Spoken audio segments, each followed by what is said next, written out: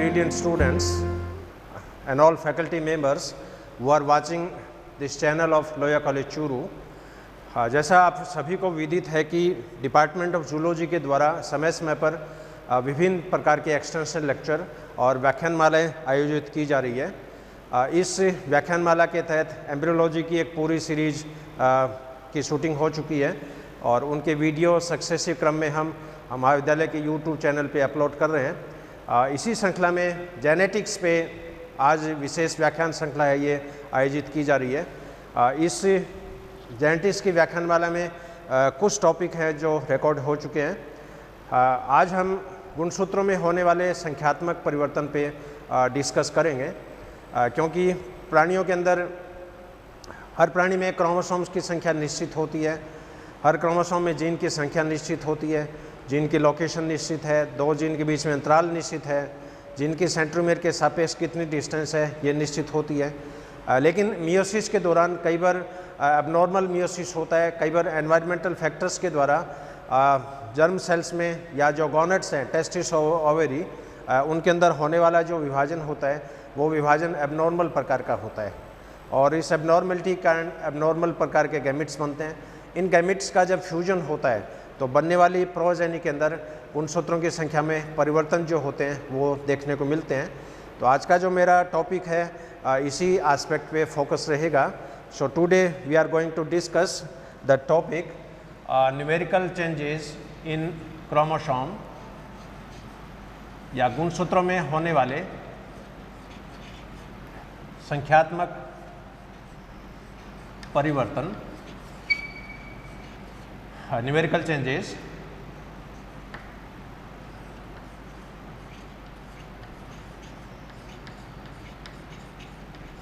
इन chromosome. हाँ, अब इस टॉपिक में मैं डिटेल में जाऊं उससे पहले एक फ्लो चार्ट मैं यहाँ पर ड्रॉ करूँगा, यानी गुणसूत्रों में होने वाले संख्यात्मक परिवर्तन कितने प्रकार के होते हैं, उनकी सब टाइप्स कितनी है। तो मेन जो इस पेपर की इस चैप्टर की समरी मान लो या इस चैप्टर का जो आउटलाइन जो डायग्राम है, फ्लो चार्ट है वो मान लो, वो मैं सबसे पहले आपसे शेयर करूँगा। गुणसूत्रों में होने वाले संख्यात्मक परिवर्तन ये दो प्रकार के होते हैं। पहली टाइप के जो चेंजिंग है ये कहलाते हैं यूप्लॉइडी। यूप्लॉइडी।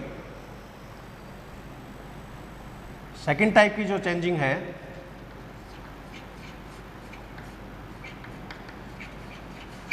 ये कहलाती है एन्यूप्लॉइडी। इनकी डिटेल डेफिनेशन मैं बाद में बताऊंगा। तो क्रोमोसोम में होने वाले न्यूमेरिकल चेंजेस दो प्रकार के हो गए, यूप्लॉइडी टाइप के, एन्यूप्लॉइडी टाइप के। यूप्लॉइडी टाइप जो है ये भी तीन प्रकार की हो सकती है। हाँ, एक तो हैप्लॉइडी या अगुणिता, सेकेंड टाइप इज डिप्लॉइडी या द्विगुणिता,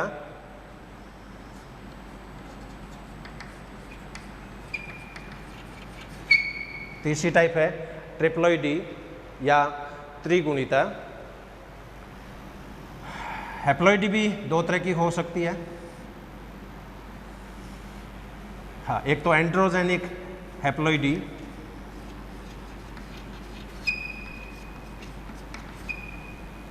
सेकेंड इज गाइनोजेनिक हैप्लॉइडी।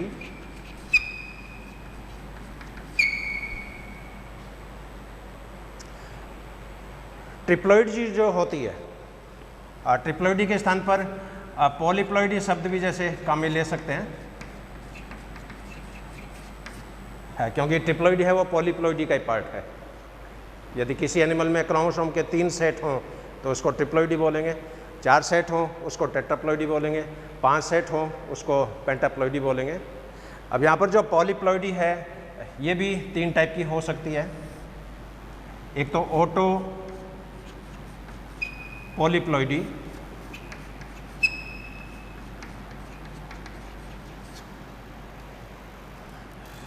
सेकंड टाइप हो सकती है इसमें एलोपोलिप्लॉइडी,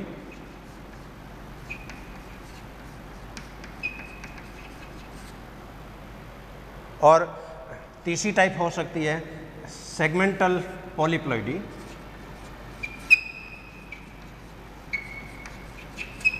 सेगमेंटल पॉलीप्लॉइडी।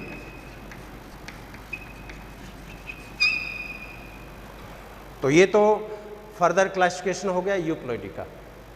हाँ, अब एन्यूप्लॉइडी जो होती है सेकंड टाइप की, हाँ ये भी दो टाइप की होती है। हाँ, एक तो हाइपोप्लॉइडी,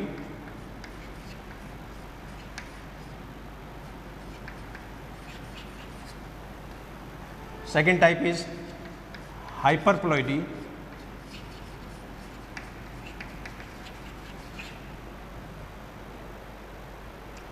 हाइपोप्लॉइडी भी दो टाइप की होती है। हाँ, एक तो monosomy type, monosomy. Second type होती है इसमें नलीसोमी।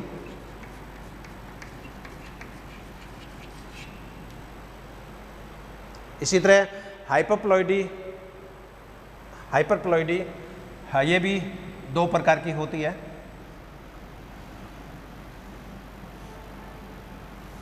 हाँ, एक तो ट्राइसोमिक और टेट्रासोमिक।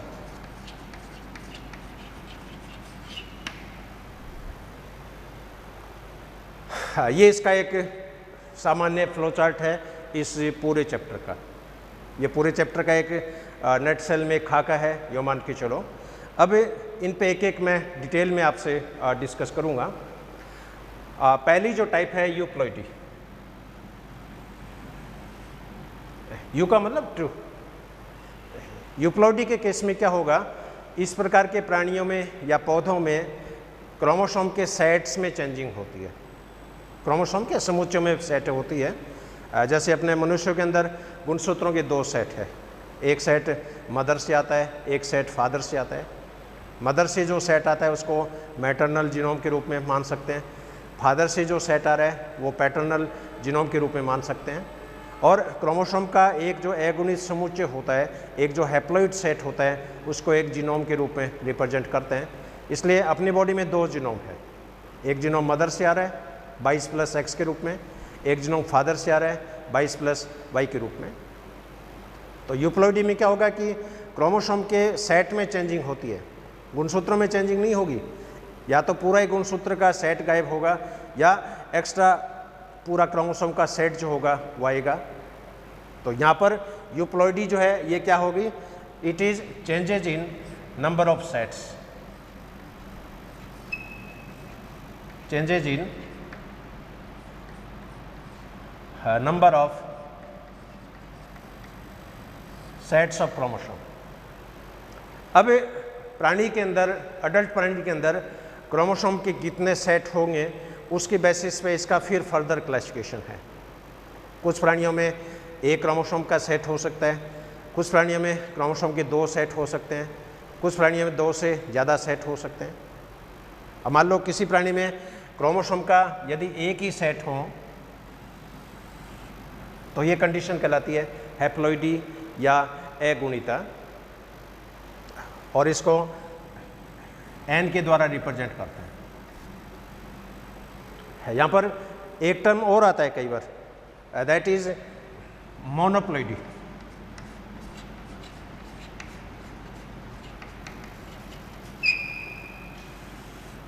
यहाँ पर हैप्लॉइडी जो है ये तो अगुणिता है, अगुणिता, और मोनोप्लॉइडी जो है ये कहलाती है अगुणिता।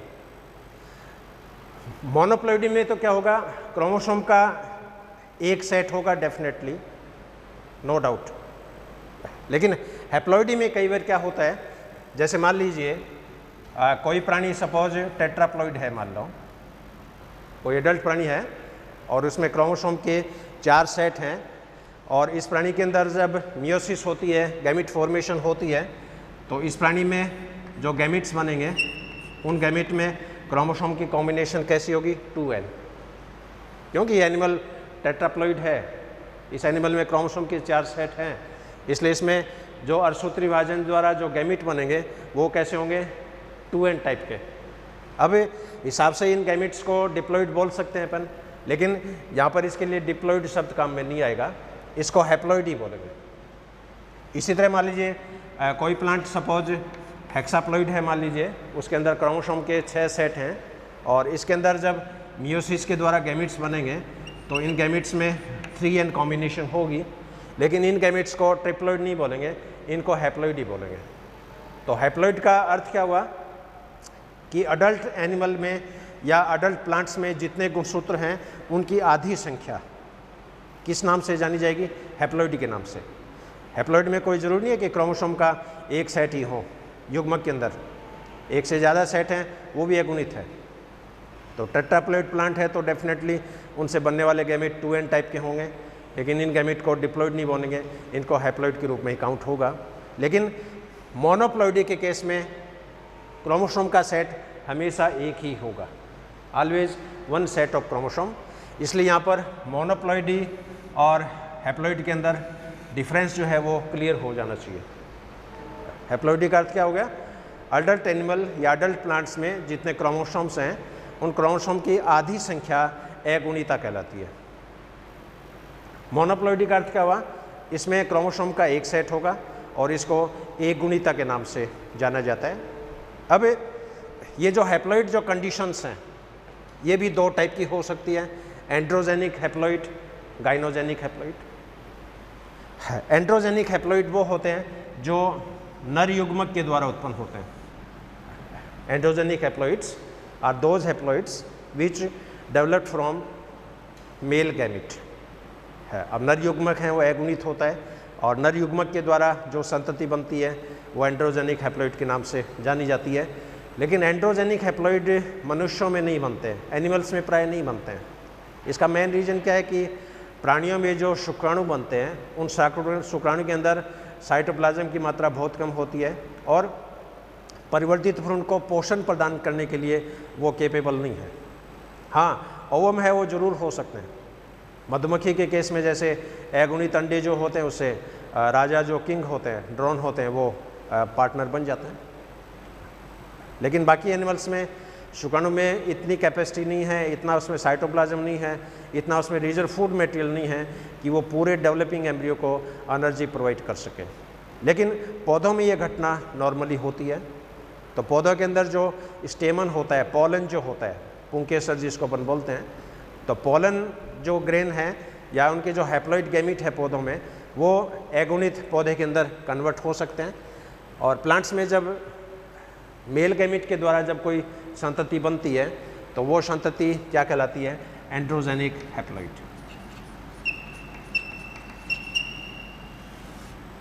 इसी तरह फीमेल गैमीट के द्वारा जब कोई अगुणित संतति बनती है तो उसको गाइनोजेनिक हैप्लॉइड बोलते हैं। और गाइनोजेनिक हैप्लॉइड प्लांट्स में भी नॉर्मल है, एनिमल्स में भी नॉर्मल है। और एनिमल्स में विशेषकर जो अपने ये जो इंसेक्ट हैं, इंसेक्ट के केस में ये घटना काफ़ी देखने को मिलती है। एफिड के अंदर ये घटना देखने को मिलती है, क्रोकोडाइल्स में देखने को मिलती है। और अभी रिसेंटली तो शार्क मछलियाँ, अगुणित शार्क मछलियाँ हैं, वो भी एक्वेरियम के अंदर डेवलप की गई है, जो कि कल्पना की बाहर है। तो मेल गैमीट के द्वारा उत्पन्न होने वाली संतति एंड्रोजेनिक हैप्लॉइड कहलाएगी और अगुणित फीमेल गैमीट के द्वारा बनने वाली संतति गाइनोजेनिक हैप्लॉइड कहलाएगी। अब क्वेश्चन है कि इन जनरेशन्स को, इस तरह की प्रोजेनी को लेबोरेटरी में कैसे डेवलप करें। इसके लिए कई तरीके हैं। नेचुरली में भी तो होता ही है, क्योंकि खेतों के अंदर, जंगलों के अंदर जो पेड़ पौधे हैं उनमें नेचुरली प्राकृतिक रूप से ये घटना संपादित होती रहती है। लेकिन लेबोरेटरी में भी अपन चाहें तो इस तरह के पौधे जो हैं वो उत्पन्न कर सकते हैं। और इनकी कुछ वैसे तो 15-20 डिवाइसेस हैं, इनकी 15-20 टेक्निक हैं, लेकिन सभी टेक्निक मैं यहाँ डिस्कस नहीं करूँगा। कुछ इम्पॉर्टेंट जो टेक्निक है वो मैं आपसे शेयर करूँगा। जैसे एक टेक्निक इसकी हो सकती है डिले पॉलिनेशन, डिलेड पॉलिनेशन।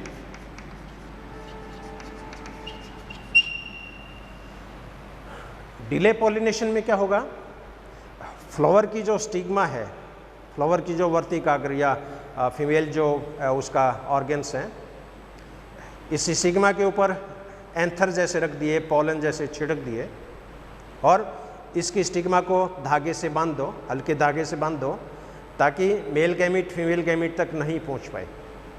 अब मेल गैमीट फीमेल स्टिग्मा के कांटेक्ट में आ गए हैं, तो जो ही मेल गैमीट फीमेल स्टिग्मा के कांटेक्ट में आएंगे, इस स्टिग्मा के नीचे जो ओव्यूल प्रेजेंट है, जो एगोनित अंडाणु उपस्थित है, उस अंडाणु को एक तरह का उद्दीपन मिलता है कि मेल गैमीट है वो संपर्क में आ गया है, और उस हैप्लॉइड फीमेल गैमीट में बिना निषेचन के ही डेवलपमेंट स्टार्ट हो जाता है।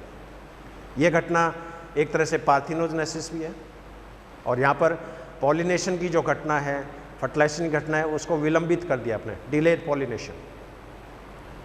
तो स्टिग्मा के ऊपर पॉलन है वो स्प्रे कर दो, स्टिग्मा को हल्का धागे से बांध दो, ताकि मेल गैमीट फीमेल गैमीट तक नहीं पहुंच पाए, और फीमेल गैमीट को एक तरह का स्टिमुलस मिलता है, और स्टिमुलस मिलने से उसके अंदर डेवलपमेंट स्टार्ट हो जाता है, और इसमें उत्पन्न होने वाली संतति एगुणित प्रकार की होती है।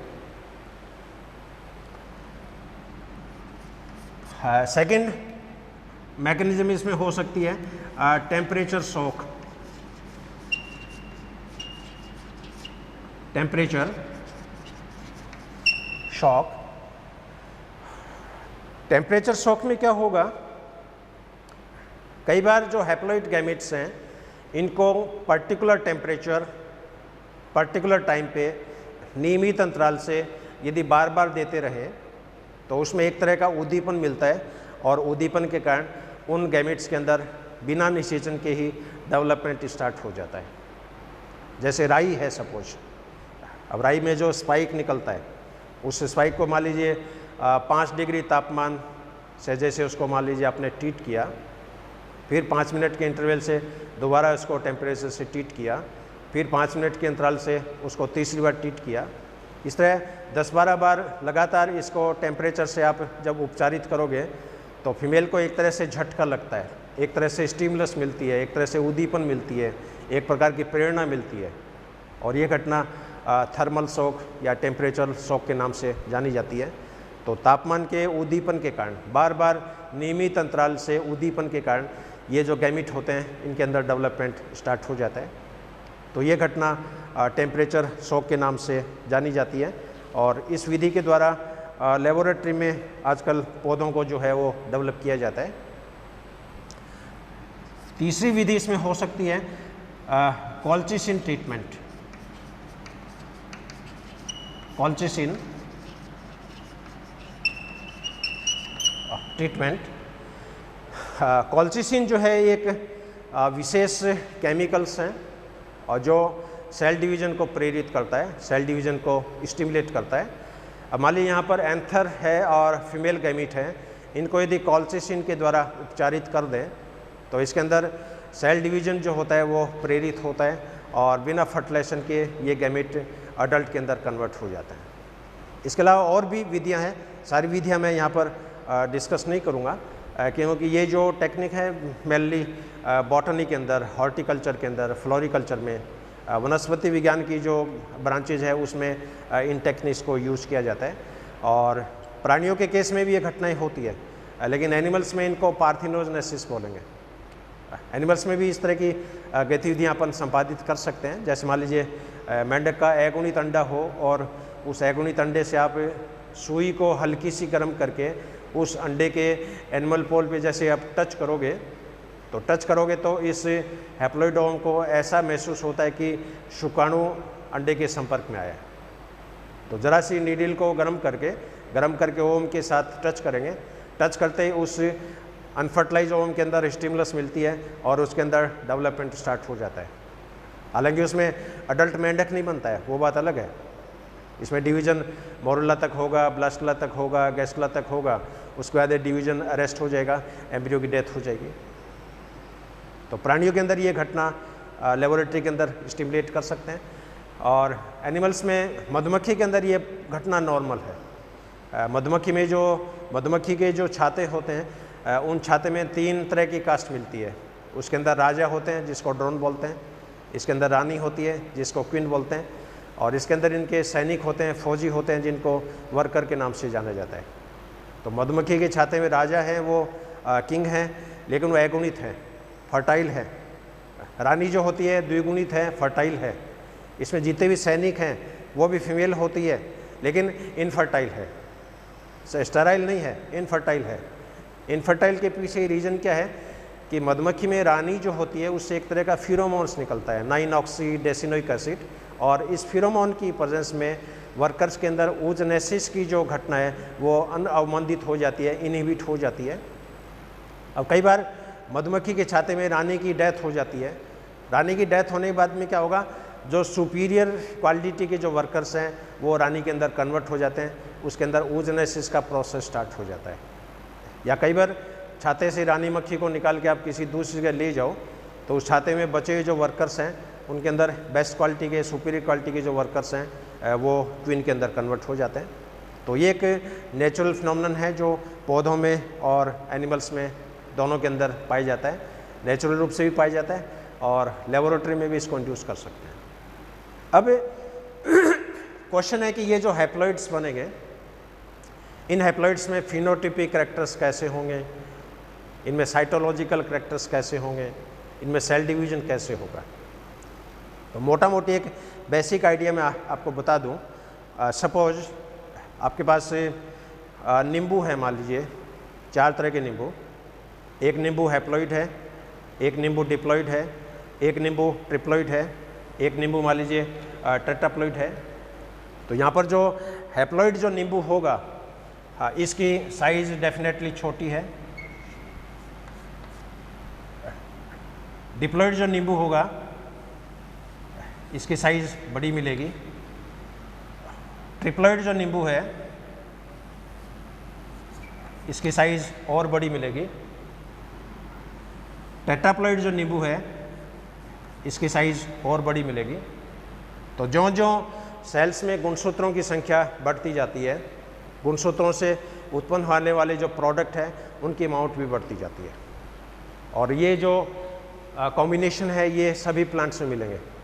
हैप्लॉइड टमाटर भी होते हैं, डिप्लॉइड टमाटर भी होते हैं, ट्रिप्लॉइड टमाटर भी होते हैं, टेट्राप्लॉइड टमाटर भी होते हैं। हैप्लॉइड सेब भी होती है, डिप्लॉइड सेब भी होती है, ट्रिप्लॉइड सेब भी होती है। और इस तरह के जो फ्रूट्स होते हैं इनके अंदर बीज भी नहीं पाया जाता है। हाँ, और आजकल कई बार अखबार में आपने न्यूज़ पढ़ी होगी 2 किलो का टमाटर है, जैसे 5 फीट की मूली है। ये कुछ नहीं है, ये सारे पॉलीप्लॉइड प्लांट्स हैं। अब चूंकि ये प्लांट हैप्लॉइड है तो इसमें क्रोमोसोम का एक सेट है, क्रोमोसोम का एक सेट है तो इसमें गुणसूत्र भी कम है, गुणसूत्र कम है तो इसमें डीएनए कम है, डीएनए कम है तो इसमें इनसे बनने वाला जो प्रोडक्ट है वो भी कम है। तो हैप्लॉइड जो पौधे होंगे वो आकार में छोटे होंगे, इनका तना पतला होगा, इनकी पत्तियाँ छोटी होगी, इनकी कोशिकाएँ छोटी होगी, इनका केंद्रक छोटा होगा, इन पर लगने वाले जो फ्रूट्स हैं वो छोटे होंगे, उन फलों के अंदर जो बीज है वो छोटे होंगे, इन पे लगने वाली जो फ्लावर्स हैं वो छोटे होंगे। यानी सभी चीज़ें, ऑल एस्पेक्ट्स, उस प्लांट्स की जितनी भी लंबाई, चौड़ाई, फूल, पत्तियाँ, पौधे, बीज हैं वो सारे छोटे आकार में होंगे, छोटी साइज़ के होंगे। अब क्वेश्चन है कि साइटोलॉजिकल एस्पेक्ट क्या रहेगा इनकी कोशिकाओं का। बॉडी में जब भी सेल डिवीजन होता है तो 2 सेंट्रियोल चाहिए, 2 पोल चाहिए। इसके अलावा समजात गुणसूत्र चाहिए, होमोलॉगस क्रोमोसोम्स। अपनी बॉडी में जैसे क्रोमोसोम के 2 सेट है, एक मदर का, एक फादर का। फीमेल है तो 44 प्लस XX के रूप में रिप्रेजेंट करते हैं, नर है तो 44 प्लस XY के रूप में रिप्रेजेंट करते हैं। अब यहाँ पर 44 जो हैं ये 22 जोड़ी कायिक गुणसूत्र हैं, और ये 22 जोड़ी कायिक गुणसूत्र हैं ये एक्चुअल में होमोलॉगस क्रोमोसोम है, ये एक तरह के समजात गुणसूत्र हैं। अब चूँकि यहाँ पर जो एनिमल्स और प्लांट्स जो बन रहे हैं वो अगुणित हैं, अगुणित है तो उसके अंदर क्रोमोसोम का एक ही सेट है। हो सकता है वो क्रोमोसोम का सेट मदर से आया हो, मैटरनल टाइप का हो सकता है वो क्रोमोसोम का सेट फादर से आया हो, पैटर्नल टाइप का हो। अब क्रोमोसोम का एक ही सेट होने से पहली बात तो ये होमोलॉगस क्रोमोसोम्स नहीं है, और समजात गुणसूत्र जब नहीं होते हैं तो उनके अंदर प्रॉपर मियोसिस नहीं होता है, जाइगोटिन स्टेज नहीं होती है। और यहाँ पर जो केंद्रक बनता है वो उसको रेस्टिट्यूशन न्यूक्लियस के नाम से जाना जाता है।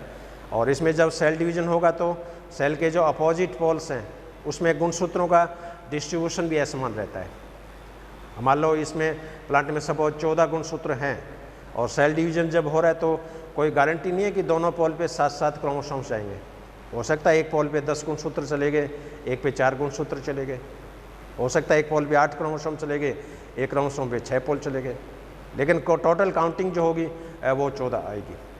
तो ये एक सिंपल वे में इनका साइटोलॉजिकल एस्पेक्ट है। और कहने का मतलब है इसमें सेल डिवीजन प्रॉपर नहीं होता है। पुत्री कोशिकाएं जो बनती है उनमें गुणसूत्रों की संख्या इक्वल डिस्ट्रीब्यूशंस में नहीं होती है, और इस तरह की जो कोशिकाएं होती है, संतति होती है, वो आगे जाके सर्वाइव भी नहीं करती है। मुश्किल से इनकी 1 पीढ़ी 2 पीढ़ी तक ये सर्वाइव करती है। और कुछ रेयर केस में 1% केस में नॉर्मल सेल डिवीजन होता है। नॉर्मल सेल डिवीजन होता है तो वो संतति सर्वाइव करती है और उनके अंदर फर्टिलिटी जो होती है वो भी देखने को मिलती है, लेकिन ये संभावनाएं बहुत कम है। तो ये तो इसका पहला एस्पेक्ट हुआ हैप्लॉइडी, अगुणिता। हैप्लॉइडी 2 टाइप की होगी, एंडोजेनिक हैप्लॉइड, गाइनोजेनिक हैप्लॉइड, और ये इनके प्रोसीजर हैं। इसके फिनोटिपिक एस्पेक्ट मैंने आपको बताए, इसके साइटोलॉजिकल एस्पेक्ट आपको मैंने बताए। अब सेकंड जो सिचुएशन है इसमें डिप्लॉइडी।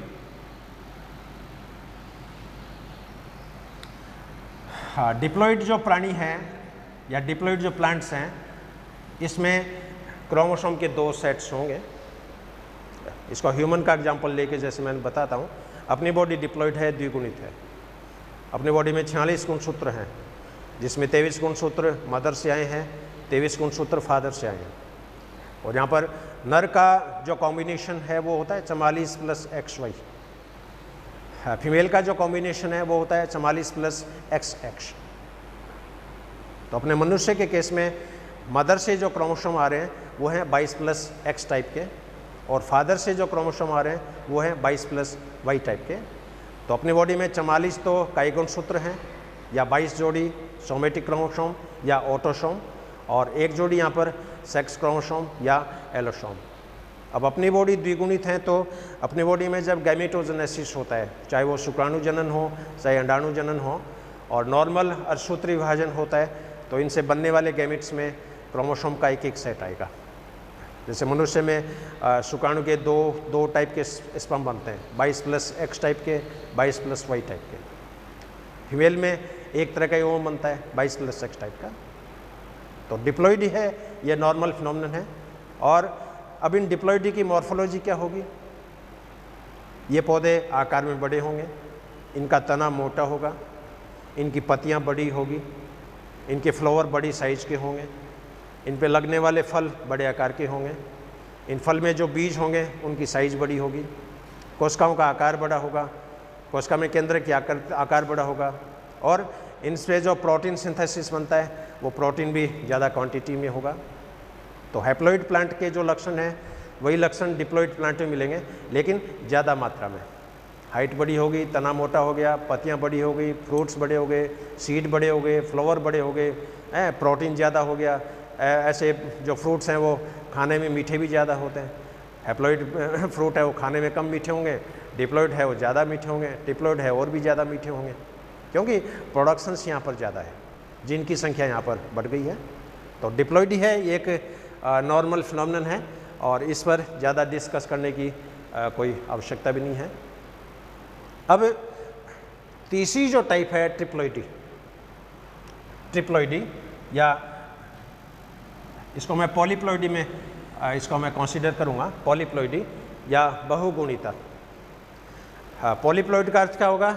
इस तरह के जो प्लांट्स और एनिमल्स होंगे उनमें क्रोमोसोम के सेट 2 से ज़्यादा होता है। एक सेट है तो हैप्लॉइडी, 2 सेट है तो डिप्लॉइडी, 2 से ज़्यादा सेट है तो पॉलीप्लॉइडी।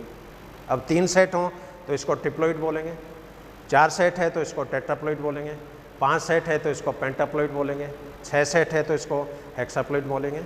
और इनको जो रिप्रेजेंटेशन का जो तरीका है इनका सिंबल का, वो सिंपल है। इसमें मान लीजिए 3 सेट हैं तो इसको 3n के रूप में लिख सकते हैं।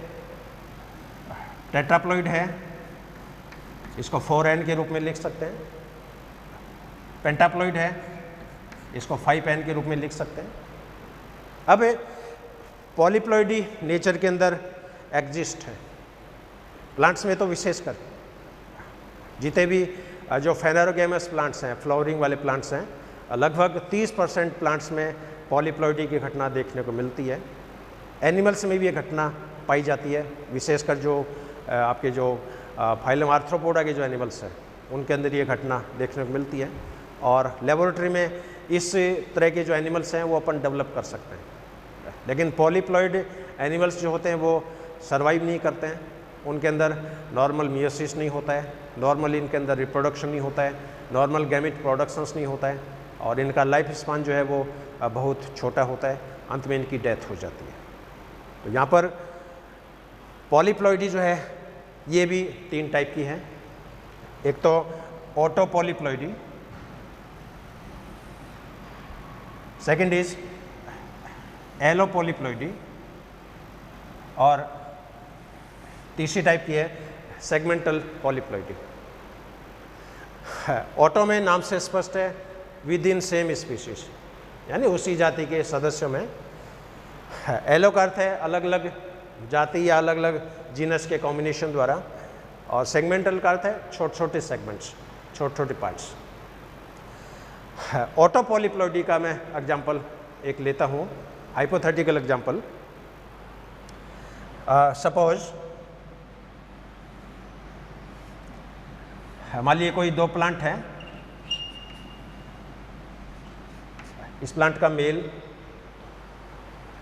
इस प्लांट की फीमेल। यहाँ पर मेल है, ये भी मान लीजिए डिप्लॉइड है, फीमेल है, ये भी डिप्लॉइड है। अब यहाँ पर मान लीजिए मेल के अंदर नॉर्मल मियोसिस हुआ, सामान्य अर्धसूत्री विभाजन हुआ, तो यहाँ पर जो नर युग्मक बनेंगे वो अगुणित प्रकार के होंगे, हैप्लॉइड टाइप के होंगे। मान लो फीमेल के अंदर नॉर्मल मियोसिस नहीं हुआ, मान लीजिए गैमेट प्रोडक्शन जब हो रहा है उसमें मियोसिस फर्स्ट नहीं हुआ और डायरेक्ट मियोसिस सेकंड हो गया, या सेल डिवीजन बीच में कहीं से इंटरप्ट हो गया, या इस फीमेल प्लांट को कॉल्चिसिन के द्वारा आपने ट्रीट कर दिया, तो इस पौधे में जो फीमेल जो गैमेट बनेंगे वो फीमेल गैमेट कैसे होंगे, द्विगुणित प्रकार के। अब यहाँ पर मेल और फीमेल पेरेंट्स दोनों डिप्लॉइड है, मेल के अंदर नॉर्मल मियोसिस हुआ, हैप्लॉइड गैमेट बना, फीमेल के अंदर नॉर्मल मियोसिस नहीं हुआ, यहाँ पर डिप्लॉइड गैमेट बना। अब इन दोनों नर और मादा युग्मकों का जब फर्टिलाइजेशन हो जाता है तो यहाँ पर जो जाइगोट बनेगा उस जाइगोट में क्रोमोसोम के 3 सेट होंगे, और 3 सेट होने के कारण इससे बनने वाली संतति क्या कहलाएगी, ट्रिप्लॉइड। इसी तरह टेट्राप्लॉइड संतति भी बन सकती है। मान लो इस प्लांट के अंदर मियोसिस नॉर्मल नहीं हुआ, मियोसिस नॉर्मल नहीं हुआ तो यहाँ पर जो गैमेट बनेंगे वो गैमेट डिप्लॉइड टाइप के होंगे, और इधर ये जो फीमेल है इसके अंदर मान लीजिए नॉर्मल मियोसिस नहीं हुआ और यहाँ पर जो गैमेट बन रहा है वो भी डिप्लॉइड टाइप का बन रहा है। अब ये डिप्लॉइड मेल गैमेट और ये डिप्लॉइड फीमेल गैमेट, इन दोनों का यदि जब फर्टिलाइजेशन हो जाता है तो इससे बनने वाले जाइगोट में क्रोमोसोम के 4 सेट होते हैं, और 4 सेट होने के कारण ये संतति कैसी होगी, टेट्राप्लॉइड प्रकार की। तो पौधे के अंदर इस विधि के द्वारा इनका प्रोडक्शन जो है वो किया जा सकता है। ऑटो ट्रिप्लॉइड प्लांट है वो बना सकते हैं, ऑटो टेट्राप्लॉइड प्लांट है वो बना सकते हैं, ऑटो पेंटाप्लॉइड प्लांट है वो बना सकते हैं।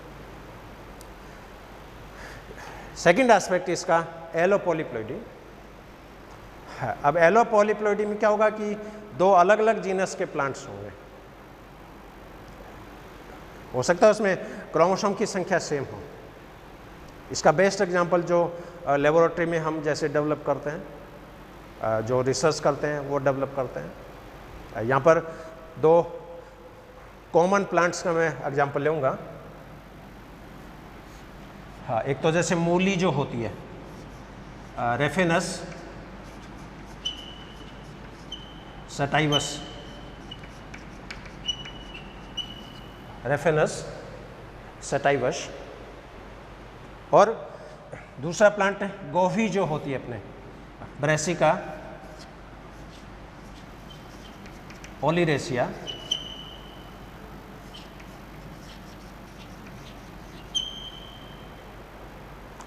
अब ये मूली है, ये इधर गोभी है, ब्रेसिका ओलिरेसिया। ये दोनों ही प्लांट डिप्लॉयड हैं, ये भी डिप्लॉयड है, ये भी डिप्लॉयड है। अब इनके अंदर जो गैमीट बना है वो गैमीट हैप्लॉइड होगा। इसको मैं NR के रूप में रिप्रेजेंट कर रहा हूँ। N का मतलब हैप्लॉइड, R का मतलब रेफिनस सटाइवस। इधर जो गैमीट बनेगा ये भी हैप्लॉइड टाइप का है। इसको मैं NB के रूप में रिप्रेजेंट कर रहा हूँ। N का मतलब हैप्लॉइड, B का मतलब ब्रेसिका ओलिरेसिया। अब इन दोनों हैप्लॉइड गैमीट का फर्टिलाइजेशन जब हो जाएगा तो इसमें जो जाइगोट बनेगा वो जाइगोट का कॉम्बिनेशन कैसा हो गया, NR प्लस NB। यानी इस जाइगोट में क्रोमोसोम का एक सेट मूली का है, क्रोमोसोम का एक सेट गोभी का है। अब ये जो जाइगोट बना, अब इस जाइगोट को मान लीजिए कॉलचिसिन के द्वारा ट्रीट कर दें, इसके जो आगे जो सेल डिवीज़न होता है उसको यदि मॉडिफाई कर दें तो अगले डिवीज़न के दौरान इसकी कॉम्बिनेशन कैसी हो जाएगी,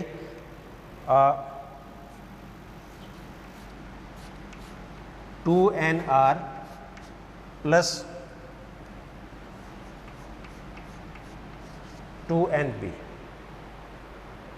तो जो प्लांट डिप्लॉयड होना चाहिए था वो प्लांट अब कैसा हो गया, टेट्राप्लॉइड।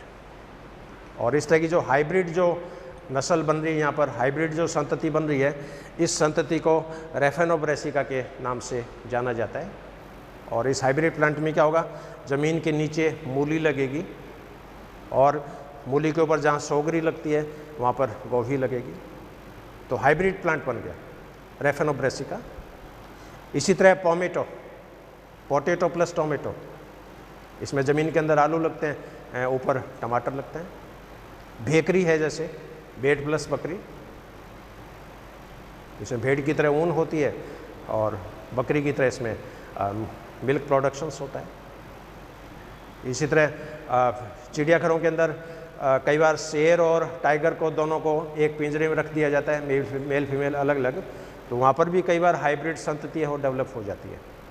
तो मान लीजिए नर टाइगर हो, फीमेल लायन हो, इन दोनों के संकरण से जो संतति बनती है उसको टिग्लियन के नाम से जाना जाता है। इसी तरह नर लायन हो, फीमेल टाइगर हो, इनसे बनने वाली संतति को लाइगर के नाम से जाना जाता है। पक्षियों में भी ये घटना हमने चूरू में देखी है। यहाँ पर अपने यहाँ पर एक एनिमल है आइबिस, कुलदांतली जिसको बोलते हैं, और एक एनिमल यहाँ पर मिलती है स्पून बिल, जिसकी चोंच है वो चम्मच की जैसी है, स्पून की जैसी। तो कई बार स्पून बिल और आइबिस इन दोनों की आपस में क्रॉसिंग हो जाती है और इनसे हाइब्रिड जो नस्ल बनती है उसको स्पून आइबिस का नाम दिया है। अब उसके बॉडी के जो फैदर्स हैं वो तो कुलदांतली के जैसे हैं, आइबिस के जैसे हैं, लेकिन इसकी चोंच जो होती है वो स्पून बिल के जैसी होती है। तो इस तरह के हाइब्रिड संतति जो होती है वो नेचर के अंदर बनती रहती है और लेबोरेटरी में भी इसको अपन प्रोड्यूस कर सकते हैं। तीसरी जो एस्पेक्ट है सेगमेंटल पॉलीप्लॉइडी, ये कोई इतनी इम्पोर्टेंस नहीं है। सेगमेंटल पॉलीप्लॉइडी में क्या होगा कि पूरे गुणसूत्र जो होता है वो यूनिफॉर्म नहीं होता है, पूरे गुणसूत्र समजात गुणसूत्र के रूप में रिप्रेजेंट नहीं होते हैं। क्रोमोसोम के कुछ सेगमेंट जो होते हैं, पर्टिकुलर सेगमेंट्स, उनकी यहाँ पर बहुगुणिता हो जाती है खंडों के रूप में। तो यहाँ पर जो क्रोमोसोम के जो सेट हैं वो छितरे हुए हैं, बिखरे हुए हैं, एक साथ कंबाइंड फॉर्म में नहीं है, इसलिए इसको खंडीय बहुगुणिता का नाम दिया है। और इस तरह के जो पौधे होते हैं, एनिमल्स होते हैं, वो ज़्यादा सर्वाइव ही नहीं कर पाते हैं। अब क्वेश्चन है कि इन पॉलीप्लॉइड्स की फिनोटाइपिक फीचर्स क्या होंगे, इनके साइटोलॉजिकल फीचर्स क्या होंगे। तो ये बात मैं पहले ही बता चुका हूँ कि हैप्लॉइड प्लांट है वो छोटा होगा, डिप्लॉइड प्लांट बड़ा होगा, ट्रिप्लॉइड प्लांट और बड़ा होगा। तो यहाँ पर जो पॉलीप्लॉइड प्लांट है ये दिखने में बड़े होंगे, इनके फ्रूट्स बड़े आकार के होंगे, इनके कोशिकाएँ बड़े आकार की होगी, कोशिकाओं में केंद्रक बड़े आकार का होगा, इन ज़्यादा मात्रा में प्रोटीन का सिंथेसिस होगा, ज़्यादा मात्रा में प्रोडक्शंस होगा। तो आजकल आने वाले दिनों में चूँकि ह्यूमन की पॉपुलेशंस बढ़ रही है, ज़मीन धीरे धीरे ख़त्म हो रही है, तो आजकल साइंटिस्ट इस तरह के एक्सपेरिमेंट कर रहे हैं कि कम जगह में बड़े आकार के जो फ्रूट्स हैं वो डेवलप कर दिए जाए। तो बड़े जो विदेशों में तो इस तरह के प्लांट्स मैंने देखे हैं, इस तरह के फ्रूट्स देखे हैं, 2-2 किलो के टमाटर मैंने देखे हैं, 5-5 किलो की गोभी हमने देखी है, 5-5 फीट की मूली हमने देखी है, 5-5 किलो की शकरकंदी जो होती है वो देखी है। ये सारे पॉलीप्लॉइड प्लांट हैं। और 1-2 किलो का टमाटर है तो उस 2 किलो के टमाटर से आप पूरे हफ्ते भर सब्जी है वो बना सकते हो। नहीं तो मार्केट से क्या छोटे छोटे टमाटर लाओ। तो आने वाले दिनों में इस तकनीकी का उपयोग किया जाएगा, क्योंकि ये नेचर की डिमांड है। ज़मीन धीरे धीरे कम हो रही है और फसल उगाने के लिए जगह नहीं है, तो क्यों न कम जगह में ज़्यादा साइज़ के, ज़्यादा बड़े आकार के, ज़्यादा प्रोडक्शंस वाले फ्रूट्स हैं वो डेवलप किए जाएँ। तो हॉर्टिकल्चर में वनस्पति विज्ञान में इस तरह की जो टेक्निक होती है वो काम में ली जा रही है। तो ये तो जो एस्पेक्ट था ये था इसका यूप्लॉइडी का। यूप्लॉइडी 3 टाइप की होगी, हैप्लॉइडी, डिप्लॉइडी, पॉलीप्लॉइडी। हैप्लॉइडी में भी androgenic haploid, gynogenic haploid. Diploidy है वो एक कॉमन एस्पेक्ट है। पॉलीप्लॉइडी भी 3 टाइप की होगी, ऑटोपॉलीप्लॉइडी, एलोपॉलीप्लॉइडी, सेगमेंटल पॉलीप्लॉइडी। अब इसका सेकंड पार्ट एनीप्लॉइडी, इस पे मैं शेयर करूंगा। एनीप्लॉइडी, अब जहाँ यूप्लॉइडी में तो क्या था कि क्रोमोसोम के सेट में चेंजिंग हो रही थी, यानी एनिमल्स में या तो क्रोमोसोम का एक सेट है तो हैप्लॉइड हो गया, 2 सेट है तो डिप्लॉइड हो गए, 3 सेट है तो ट्रिप्लॉइड हो गया, 4 सेट है तो टेट्राप्लॉइड हो गया। लेकिन एनीप्लॉइडी में क्या होगा, यहाँ पर changes in the number of chromosome with in A set, यानी क्रोमोसोम के एक सेट में गुणसूत्रों की संख्या में परिवर्तन होगा। गुणसूत्रों के समुच्चय में यहाँ परिवर्तन नहीं हो रहा है। वहाँ पर तो चेंजिंग जो थी वो क्या थी, changes in number of set. यहाँ पर जो चेंजिंग वो क्या है, changes in number of chromosome with in A set, यानी क्रोमोसोम के एक समुच्चय में, एक सेट में गुणसूत्रों की संख्या में कमी अथवा वृद्धि। अब गुणसूत्रों की संख्या में कमी हो रही है तो ये घटना कहलाती है हाइपोप्लॉइडी। यदि गुणसूत्रों की संख्या में वृद्धि हो रही है तो ये घटना कहलाती है हाइपरप्लॉइडी। तो यहाँ पर एनीप्लॉइडी जो है ये 2 टाइप की है, एक तो हाइपोप्लॉइडी, दूसरी हाइपरप्लॉइडी। हाइपोप्लॉइडी भी 2 टाइप की है, मोनोसोमिक और नलिसोमिक। मोनोसोमिक में क्या होगा, मान लीजिए कोई डिप्लॉइड प्लांट है या डिप्लॉइड एनिमल है तो उसमें एक क्रोमोसोम्स कम हो जाएगा, एक क्रोमोसोम। अब ये क्रोमोसोम सोमेटिक क्रोमोसोम भी हो सकता है, एलोसोम भी हो सकता है, और इसको रिप्रेजेंट करेंगे 2n - 1 के द्वारा, 2n - 1। जैसे मनुष्य का एग्जाम्पल लें अपन, मनुष्य में 2n कंडीशन है। 2n है इसका मतलब अपनी बॉडी में 46 गुणसूत्र हैं, और अपनी बॉडी में यदि एक क्रोमोसोम गायब हो गया, एक क्रोमोसोम कम हो गया, तो अपनी बॉडी में 46 की बजाय 45 गुणसूत्र ही मिलेंगे। तो ये जो मोनोसोमी है इसको 2n - 1 के द्वारा निरूपित किया जाता है, 2n - 1 के द्वारा रिप्रेजेंट किया जाता है। अब अपनी बॉडी में 22 जोड़ी सोमेटिक क्रोमोसोम है, तो 22 टाइप की मोनोसोमी मनुष्यों के अंदर देखी जा सकती है। एक व्यक्ति ऐसा होगा जिसमें पहली जोड़ी का गुणसूत्र गायब है, दूसरा मनुष्य ऐसा होगा जिसमें 2 नंबर के क्रोमोसोम है वो गायब है, तीसरा मनुष्य ऐसा होगा जिसमें तीसरे नंबर का गुणसूत्र है वो गायब है। तो 22 जोड़ी कई गुणसूत्र हैं, 22 प्रकार के मोनोसोमिक मनुष्य देखे जा सकते हैं। अब इसका सीधा इफेक्ट आदमी की पर्सनालिटी पे पड़ता है, आदमी के बिहेवियर पे पड़ता है, आदमी की फिजियोलॉजी पे पड़ता है।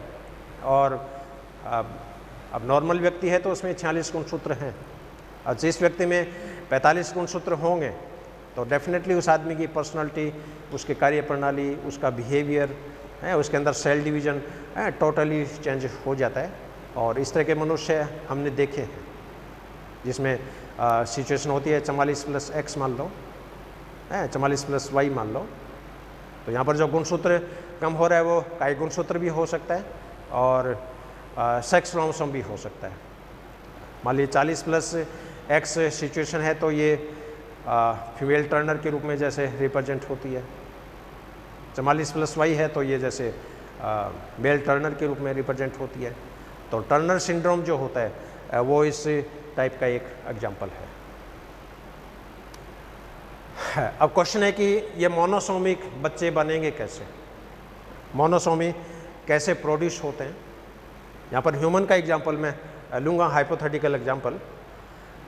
सपोज मेल पार्टनर हैं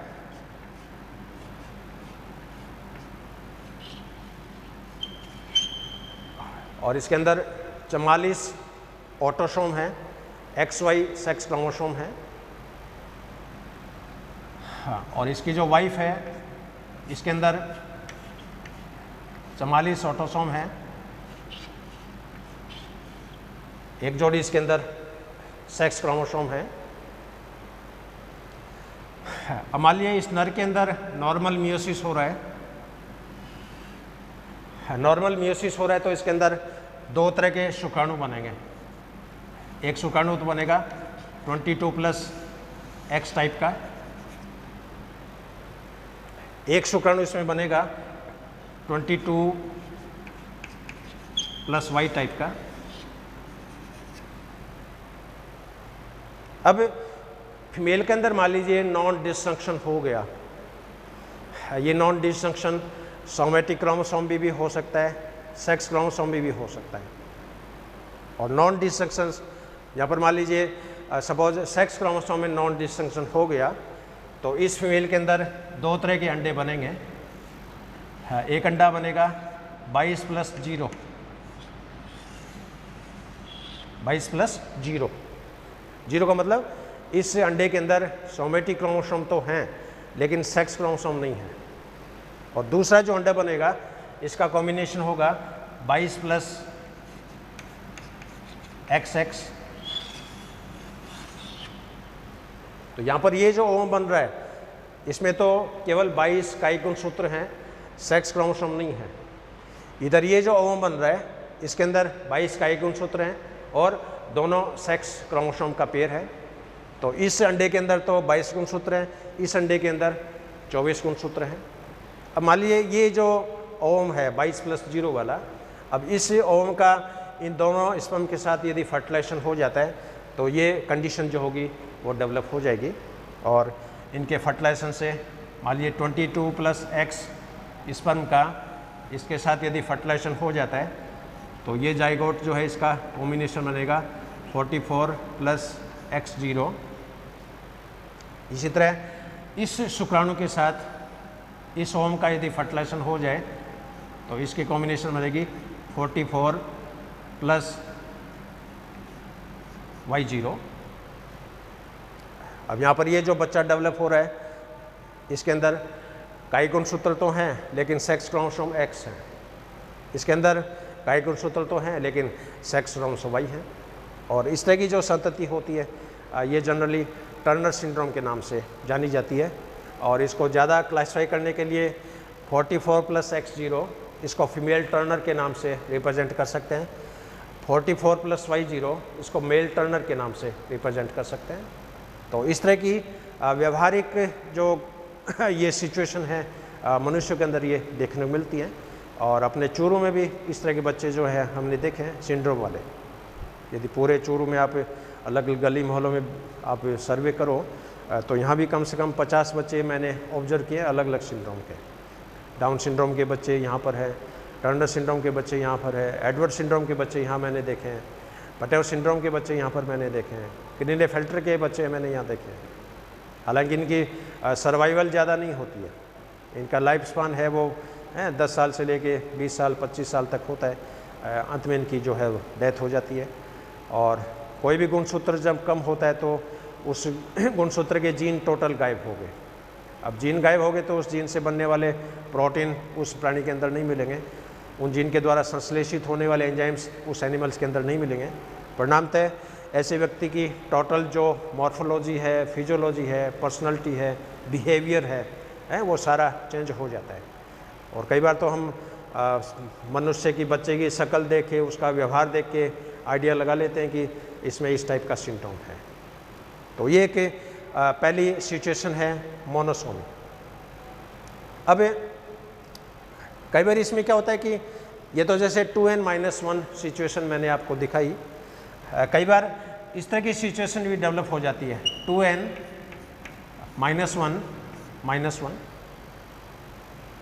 यानी पहली जोड़ी का एक क्रोमोसोम गायब हो गया और दूसरी जोड़ी का गुणसूत्र है वो भी गायब हो गया, तो 2n-1-1। अब इस तरह के जो बच्चे होंगे उसके अंदर 44 क्रोमोसोम्स हैं, 2n-1 में 45 क्रोमोसोम। तो यहाँ पर 2n-1 जो सिचुएशन है इसको तो बोलते हैं सिंगल मोनोसोमी। 2n-1 इसको बोलेंगे सिंगल मोनोसोमी, और 2n-2 इसको बोलेंगे डबल मोनोसोमी। 2n-1-1 इसको बोलेंगे डबल मोनोसोमी। इसी तरह 2n-1-1-1 इसको बोलेंगे ट्रिपल मोनोसोमी। 2n-1-1-1 इसको बोलेंगे टेट्रा टाइप की। तो जितने क्रोमोसोम होंगे उतनी तरह की कॉम्बिनेशन यहाँ पर डेवलप हो सकती है। मनुष्य में 22 प्रकार के मोनोसोमी डेवलप हो सकते हैं, कई टाइप के इसमें डबल मोनोसोमी है वो डेवलप हो सकते हैं।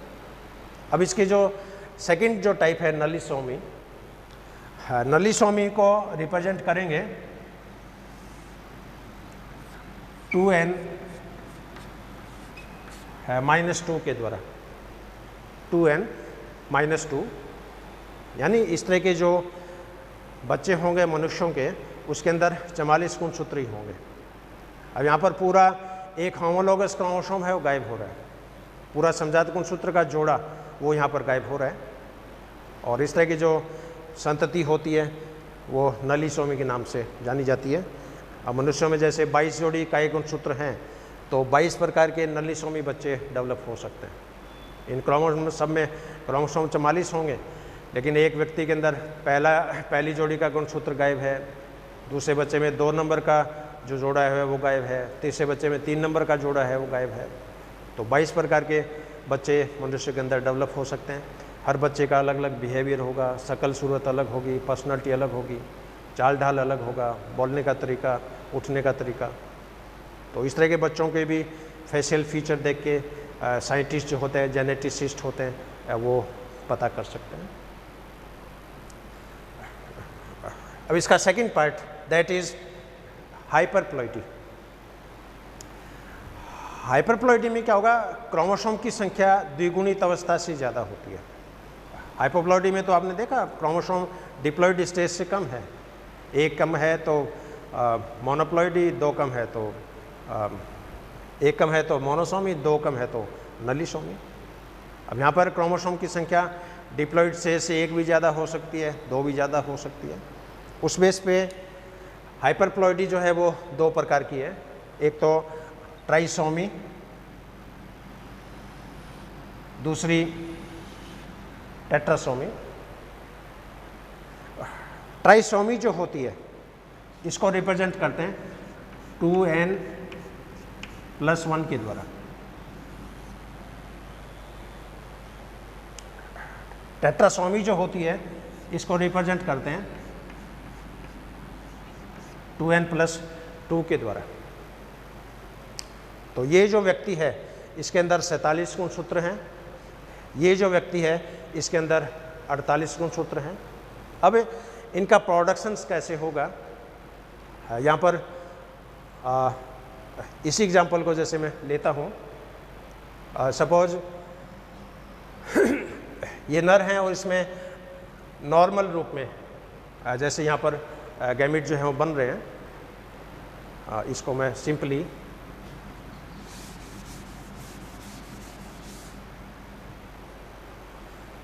सपोज यहाँ पर स्पर्म बना 22 + x, ये स्पर्म बना 22 + y, और इस फीमेल के अंदर दो तरह के अंडे बन रहे हैं 22 + 0 और 22 + XX। अब मान लीजिए ये 22 + XX वाला जो ओवम है, इस ओवम का फर्टिलाइजेशन इस शुक्राणु से हो सकता है, इस ओवम का फर्टिलाइजेशन इस शुक्राणु से हो सकता है। अब इस केस में इसका जीनोटाइप हो जाएगा 44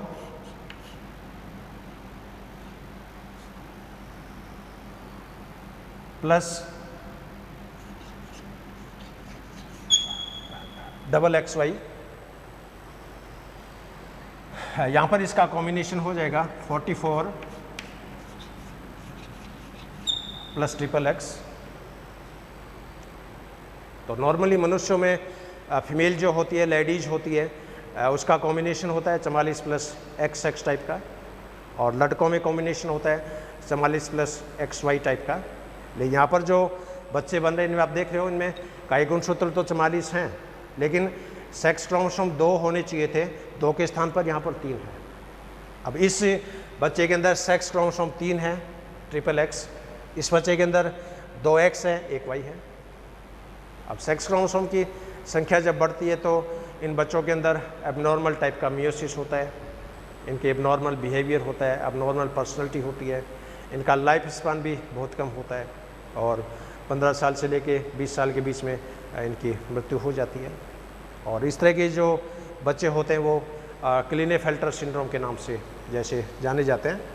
और इनमें क्या होगा कि फीमेल में जितने एक्स क्रोमोसोम होते हैं उनमें एक एक्स क्रोमोसोम तो नॉर्मल होगा, एक बाकी के जो एक्स क्रोमोसोम है वो बार बॉडी के रूप में कन्वर्ट हो जाते हैं। जैसे फीमेल के अंदर नॉर्मल फीमेल में मान लीजिए 44 प्लस XX कंडीशन है, तो इसमें एक एक्स क्रोमोसोम तो नॉर्मल है, एक एक्स क्रोमोसोम है वो बार बॉडी के रूप में है। अब यहाँ पर इस एग्जाम्पल में जैसे 3 एक्स क्रोमोसोम हैं, तो इन 3 में क्या होगा, एक एक्स गुणसूत्र तो नॉर्मल होगा और 2 एक्स क्रोमोसोम है वो बार बॉडी के रूप में कन्वर्ट हो जाएंगे। और इसको मैं जैसे स्टार के रूप में जैसे रिप्रेजेंट कर रहा हूँ। इसका मतलब यहाँ पर ये जो संतति बन रही है इसके अंदर एक एक्स क्रोमोसोम नॉर्मल है और 2 जो एक्स क्रोमोसोम है ये बार बॉडी के रूप में प्रेजेंट है। यानी जितने एक्स क्रोमोसोम होंगे उससे एक कम बार बॉडी पाई जाएगी। 4 एक्स है तो 3 बार बॉडी मिलेगी, 5 एक्स है तो 4 बार बॉडी मिलेगी, 2 एक्स है तो 1 बार बॉडी मिलेगी, 3 एक्स है तो उसमें 2 बार बॉडी मिलेगी। और जिन बच्चों में बार बॉडी की संख्या जितनी ज़्यादा होती है वो बच्चे उतनी ज़्यादा मूर्ख होते हैं, अपराधी प्रवृत्ति के होते हैं, इडियटनेस होते हैं। तो ईडियोसी जो होती है मनुष्य में मूर्खता, वो मूर्खता इन एक्स क्रोमोसोम यानी बार बॉडी के कारण होती है। तो बार बॉडी जितनी ज़्यादा होगी उस बच्चे के अंदर उतनी ज़्यादा इडियोसी, उतनी ज़्यादा मूर्खता उसके अंदर देखने को मिलती है। और इस केस में इंटरेस्टिंग होता है, अब यहाँ पर इस जाइगोट के अंदर XX कॉम्बिनेशन भी है, इसके अंदर XY कॉम्बिनेशन भी है। तो इस तरह के जो बच्चे होते हैं इनके अंदर फीमेल के जैसे लक्षण भी देखने को मिलेंगे क्योंकि XX कॉम्बिनेशन है और Y गुणसूत्र होने के कारण इसमें नर के समान भी लक्षण जो होते हैं वो पाए जाते हैं। तो कई बार इस तरह के बच्चे भी हमने देखे हैं जिसमें फीमेल के करैक्टर्स भी हैं और मेल के करैक्टर्स भी हैं। और इस तरह की जो संतति होती है वो क्लीनेफेल्टर सिंड्रोम के रूप में रिप्रेजेंट होती है। अब ये ट्राइसोमी जो होती है, ये ट्राइसोमी भी कई प्रकार की जैसे देखने को मिल सकती है, जिसमें एक तो प्राइमरी टाइप की हो सकती है,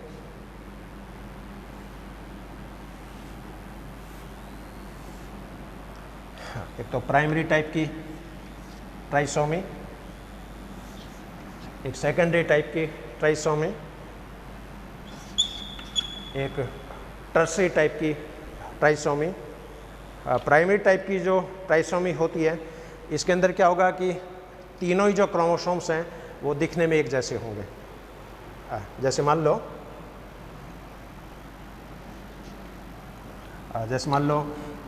इन क्रोमोसोम्स का ऊपर वाला जो क्रोमेटिड है ये जैसे येलो कलर का है और नीचे वाला क्रोमेटिड मान लीजिए रेड कलर का है। तो इस तरह का यदि कॉम्बिनेशन हो तो ये इसको बोलते हैं प्राइमरी ट्राइसोमी। और सेकेंडरी ट्राइसोमी जो होती है इसमें क्या होगा कि दो गुणसूत्र तो सेम होंगे और तीसरे गुणसूत्र के दोनों जो क्रोमेटिड हैं वो थोड़े अलग तरह के होंगे। जैसे दो क्रोमोसोम में ऊपर का क्रोमेटिड सेम है, नीचे का क्रोमेटिड सेम है। अब तीसरा जो क्रोमोसोम्स हैं उसके क्रोमेटिड इस तरह के होंगे। और इस तरह का जो गुणसूत्र होता है जिसमें इधर जीन भी सेम है इधर भी जीन सेम है, यानी यहाँ पर सेम नेचर का जीन है वो डबल डोज में है। मान लीजिए हीमोग्लोबिन बनाने वाला जीन ऊपर है तो हीमोग्लोबिन बनाने वाला जीन नीचे वाले क्रोमेटिड्स में भी है। और इस तरह के जो गुणसूत्र होते हैं इनको आइसोक्रोमोसोम के नाम से जाना जाता है। और टर्सरी ट्राइसोमी जो होती है इसके अंदर क्या होगा, क्रोमोसोम के छोटे जो पार्ट्स हैं, छोटे पार्ट्स जिसे मुश्किल से 10-20 जीन होते हैं, वो जीन इसके अंदर सिमिलर हो सकते हैं। तो टर्सरी टाइप की जो ट्राइसोमी होती है ये ट्रांसलोकेशन के कारण डेवलप होती है। ट्रांसलोकेशन में क्या होगा, जीन का आदान प्रदान होता है लेकिन वह समजात गुणसूत्रों के बीच में होता है। समजात गुणसूत्रों के बीच में यदि जीन का आदान प्रदान हो तो उसको बोलते हैं क्रॉसिंग ओवर।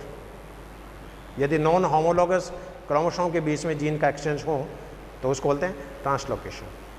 तो कई बार अपने मनुष्यों में जैसे 21वें नंबर के गुणसूत्र का जो जीन्स होता है वो टूट के दूसरे क्रोमोसोम पे शिफ्ट हो जाता है 14वें नंबर पे। अब इस तरह के ट्रांसलोकेशन में उन बच्चों के अंदर डाउन सिंड्रोम के लक्षण जो होते हैं वो डेवलप हो जाते हैं। और इन बच्चों में क्रोमोसोम 46 ही है, 47 नहीं है, लेकिन फिर भी इसके अंदर डाउन सिंड्रोम के लक्षण हैं। तो समजात गुणसूत्रों के बीच में तो जीन्स का आदान प्रदान होता ही है, कई बार असमजात गुणसूत्रों के बीच में भी जीन्स का आदान प्रदान होता है। और नॉन होमोलॉगस क्रोमोसोम के बीच में जीन का जो एक्सचेंज होता है उस एक्सचेंज को ट्रांसलोकेशन के नाम से जाना जाता है। और समजात गुणसूत्रों के बीच में जो एक्सचेंज होता है उसको क्रॉसिंग ओवर के नाम से जाना जाता है। सेकंड टाइप है इसमें टेट्रासोमी। अब टेट्रासोमी को 2n+2 के द्वारा रिप्रेजेंट किया जाता है। और इस तरह के जो बच्चे होंगे उनके अंदर 48 गुणसूत्र पाए जाएंगे, क्योंकि यहाँ पर एक जोड़ी क्रोमोसोम एक्स्ट्रा है। अभी एक जोड़ी एक्स्ट्रा क्रोमोसोम है वो कई गुणसूत्र भी हो सकता है, सेक्स क्रोमोसोम भी हो सकता है। कई बार ये स्थिति भी देखने को मिलती है 2n-2+2, यानी कोई डिप्लॉइड मनुष्य था, उसके अंदर एक जोड़ी समजात गुणसूत्र निकल गया और बदले में दूसरी समजात गुणसूत्री का जोड़ा आ गया, तो 2n-2+2। अब इस व्यक्ति में गुणसूत्र आप देखो तो 46 ही है, लेकिन फिर भी इस तरह के जो बच्चे होते हैं वो टेट्रासोमी में काउंट होते हैं। और इस तरह की जो स्थिति है इसको बोलते हैं कंपनसेटरी टेट्रासोमी, यानी क्षतिपूर्ति। आपकी चीज़ कोई डैमेज होगी और बदले में कोई दूसरी चीज़ आपको दे दी है। मेरा जैसे मान लीजिए लैपटॉप है, ये लैपटॉप गायब हो गया, लैपटॉप ये मान लीजिए डेल कंपनी का है, 60,000 रुपये का है, और बदले मेरे को कोई आसूस कंपनी का लैपटॉप दे दिया, लैपटॉप के बदले लैपटॉप दे दिया, लेकिन गया घोड़ा और बदले में गधा दे दिया, उस तरह की स्थिति है। तो यहाँ पर गुणसूत्र का एक जोड़ा गायब होता है, लेकिन बदले में दूसरी जोड़ी गुणसूत्र है वो आ जाता है।